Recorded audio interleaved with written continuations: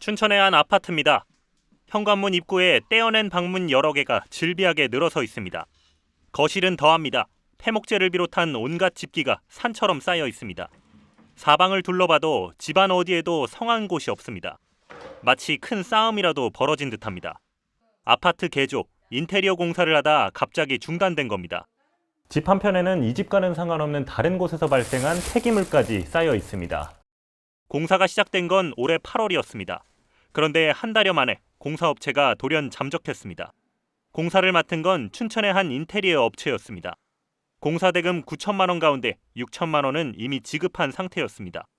자재값이 이제 오를 예정이니 미리 자재를 확보하면은 비용적으로 절감되고 이런 식으로 이제 매 건건마다 그렇게 이제 돈을 좀 요구를 했었고.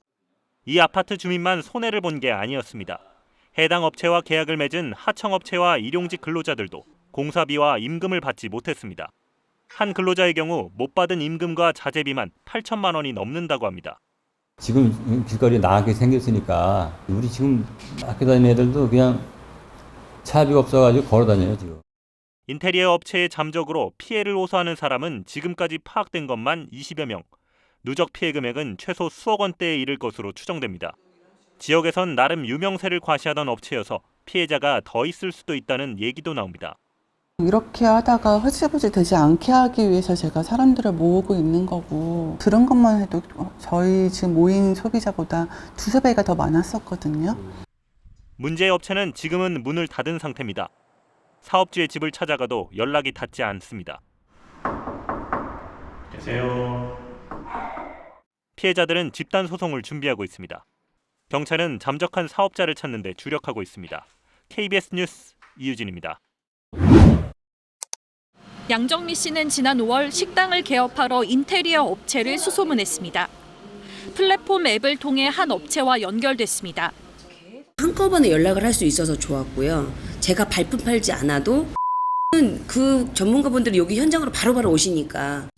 계약금으로 1,800만 원을 보냈지만 시공일에 아무도 안 나타났습니다. 업주는 경찰이 수배한 사기 피의자였습니다. 이제 이 사람 활동 못하게 할 수 있는 거예요? 개인정보라 따로 안내는 되지는 않는데 현행법상 통신판매업자는 소비자 보호 의무가 한둘이 아닙니다. 하지만 중개자로 분류되면 대부분 면제받습니다. 소비자들은 플랫폼을 믿고 업체를 고르지만 법적으론 보호 의무가 거의 없는 중개자입니다. 공정거래위원회는 인테리어 중개 플랫폼 업체 4곳과 자율협약을 맺기로 했습니다. 계약금을 일정 기준 이상 떼먹으면 플랫폼에 노출 안 되게 차단하고 전문 건설업으로 등록된 업체는 배지 등을 달아주겠다는 게 뼈대입니다.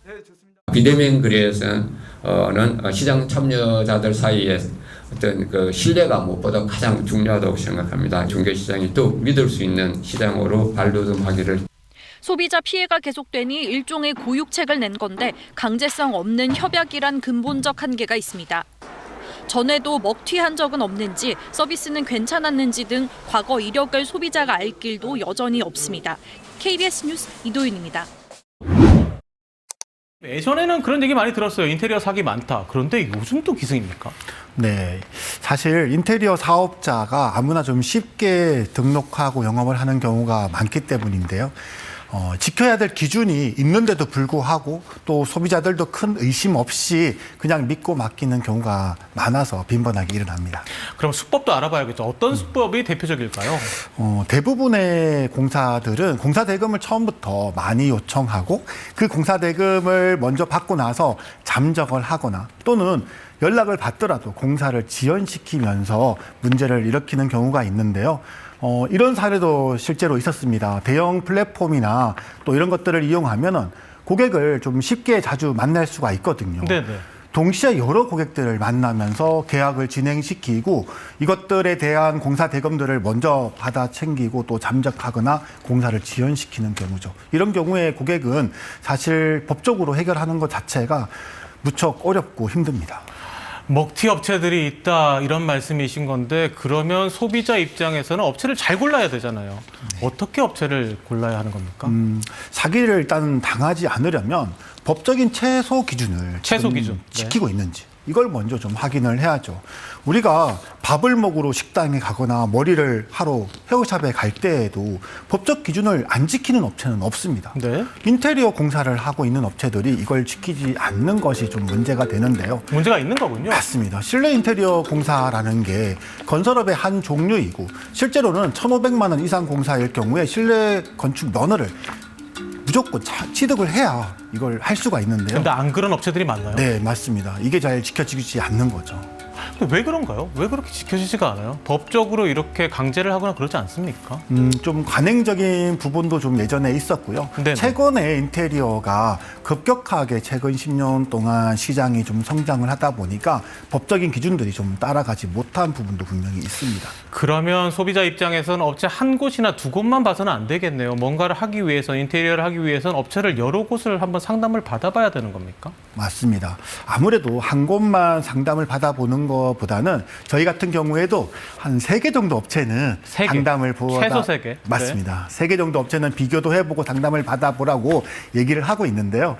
실제로 더 많이 상담을 받아보시는 분들도 많아요. 네. 그렇지만 너무 많은 업체들하고 상담을 또 받아보다 보면 이 업체 말이 맞는지 저 말이 맞는지 헷갈리죠. 네. 헷갈리죠. 그러면은 또 잘못된 선택을 하는 경우들도 있기 때문에 그래도 한 3개 정도 업체는 상담 받아보시는 게 좋습니다. 그런데 인테리어 한번 하자고 결심을 했는데 잘 모르잖아요. 인테리어 업체가 어떻게 돌아가고 인테리어 시장이 어떻게 되는지. 그러면 상담을 받으러 가서 질문할 때 이런 질문을 해라. 조언하실 수 있을 게 있을까요? 일단은 보통 상담을 받을 때 견적서부터 먼저 요구하는 경우들이 많아요. 보통 그러잖아요. 네, 견적이 얼마인지 돈부터 그 봐야 금액만 되니까. 가지고 네. 얘기를 하는 거죠. 그러다 보면 잘못된 선택을 하는 경우가 너무 많이 발생을 합니다. 네. 일단 그렇게 하기보다는 이 현장에 공사들이 실제 시공 사례가 맞는지를 좀 확인을 해볼 필요가 있고요. 이 공사 시공 사진, 완료된 사진만 보지 말고 실제 공사가 진행된 그 과정의 사진들과 또 뭐 계약서, 견적서, 또 실제로 이 공사를 수행하는데 필요했던 도면들, 정산서까지 좀 요구해서 받아보시고 확인해 보시는 게 일단 중요할 것 같고요. 그리고 또 이런 경우도 있습니다. 내가 원하는 공사들을 설명을 할 때 그냥 예쁘게 잘해주세요. 이게 아니라 네. 네, 이렇게 이 공간에는 이런 것들을, 저 공간에는 이런 것들을 해달라고 구체적으로 얘기를 해야 되는 거죠. 그게 부족하면 부족할수록 이 공사들이 제대로 수행되지 않을 수가 있는 거예요. 인테리어를 맡기는 사람부터 똑똑해야 한다 이런 말씀이신 것 같은데 그런데 맞습니다. 견적서나 뭐 계약서 이런 거 서류 같은 거 일반인들은 참 어렵잖아요. 이런 거는 어떤 걸 봐요? 이런 부분에 있어서는 어떤 걸 좀 챙겨봐야 될까요? 일단 견적서는 아주 단순하게 되어 있는 것들, 잘못된 견적서라고 보시는 게 맞을 것 같아요. 견적서라는 것은 자세하게 설명되어 있어야 하고요. 내가 원하는 내용들도 분명하게 명기가 되어 있어야 되는 거예요. 네. 예를 들면 이런 게 있습니다. 차고 공사라고 하면 일식에 뭐 1,000만 원. 이렇게 그냥 기재가 되어 있다면 잘못된 견적서인 거예요. 아, 그래요? 자세하게 네. 적어야 되는군요. 아주 자세하게 되어 있어야 되죠. 이 창호는 어느 회사의 어떤 제품이고 어떤 유리가 들어갔고 어느 정도의 에너지 효율 등급이 있는지, 그리고 이 창호 공사를 수행하기 위해서 여러 가지 부대 공사들, 철거를 한다거나 양중을 한다거나 하는 이런 것들이 명확하게 들어가야 있어야 되는 겁니다. 또 계약서도 있죠. 계약서 같은 경우에는 이 계약서의 공사 기간들이 정확하게 끝나는 날짜까지 명기가 되어 있어야 되는 것은 당연하고요. 공사 지급에 대한 부분도 정확하게 날짜들과 공사 수행에 대한 부분들까지 기재가 되어 있어야 되는 거예요. 이것들이 공사를 진행을 하면서 또 발생하는 문제들이 있잖아요. 네, 이런 네. 것들까지도, 또 하자 문제들까지도 어떻게 처리할 건지, 이런 것들이 정확하게 기재되어 있는지 확인을 해보시는 게 좋습니다. 알겠습니다. 그리고 또 중요한 게 대금, 말 그대로 돈이잖아요. 그런데 인테리어 할 때는 일반적으로 물건 사는 것과는 좀 다르게 대금을 지급을 해야 된다던데 어떻게 해야 되는 겁니까? 맞습니다. 일단 인테리어 공사에 좀 특수성이 하나 있는데요. 건설업이긴 하지만은 일반적인 건설 공사하고는 좀 다르게 이 인테리어 공사 같은 경우에는 초기에 들어가는 비용이 좀 많이 있습니다. 초기 비용? 네. 네. 특히 예를 들면 이런 거죠. 공사가 진행되면 샤시를 한다. 그러면은 샤시 대금은 공사가 진행되기 전에 먼저 발주를 해야 되기 때문에 먼저 지불이 되어야 되고요. 네. 또 공사 기간들이 보통 짧기 때문에 대금 지불되는 속도가 좀 빠르죠. 공사를 진행하시는 분들이 또 기술자분들이 영세한 분들이 많다 보니까 바로바로 또 지급을 해야 되는 경우들도 많고요. 네. 그래서 공사 대금 비율을 보통 계약금 10%, 착수금 40%, 또 중도금 40%, 잔금 10% 이런 식으로 많이 운영을 하는 분들이 많은데요. 업체마다 조금씩 다른 경우는 있습니다. 그런데 인테리어를 진행을 하다 보면 인테리어 하시는 분들과 어떻게 대화를 나눠야 될지 솔직히 잘 모르잖아요. 뭐 소통할 때 어떻게 보면 뭐 팁 전해주실 수 있나요? 요즘은 대부분 카카오톡 메시지 많이 이용을 하죠. 그런데 이것들을 이용을 할 때 공사가 진행되어 있는 그 과정 사진들 하나까지도 정확하게 주고받고 소통을 하고 근거를 남겨야 될 필요가 일단 있고요. 특히 좀 주의해야 될 게 하나 있는데 네. 완성된 3D 도면만 가지고 공사를 진행하는 경우 이런 경우는 좀 주의를 해야 됩니다. 우리가 예를 들어서 장난감 레고 박스에도 완성된 사진만 있는 게 아니라 뜯어봤을 때 상세한 조립도가 있잖아요. 그렇죠. 그런데 인테리어 공사를 하면서 완성된 사진 모습만 보고 공사를 진행하다 보면 어떻게 되겠어요? 많은 착오들이 생기게 됩니다. 그래서 실시설계 도면이라고 하는 공사 매뉴얼이라고 하는 이런 자세한 도면들이 있는지 살펴봐야 되겠죠.